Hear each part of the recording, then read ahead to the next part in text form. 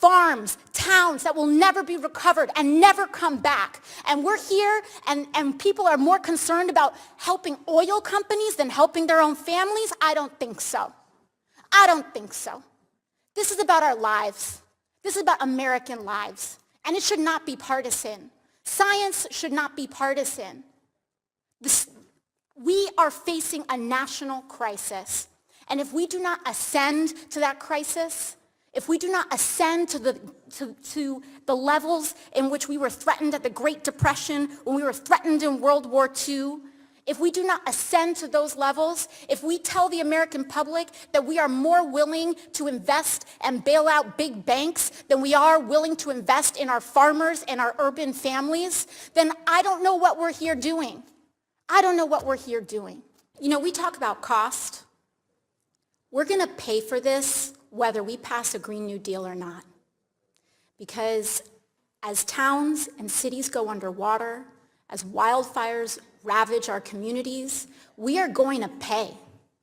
And we are either going to decide if we're going to pay to react or if we're going to pay to be proactive.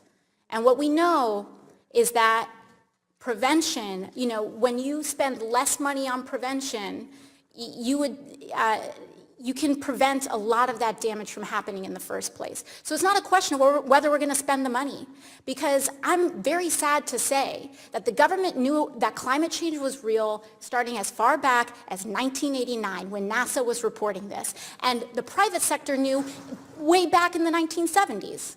So we had until around the time I was born to address this issue.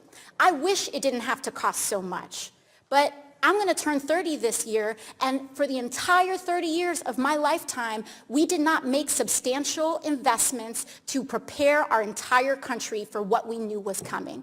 So now it's coming all up at the end.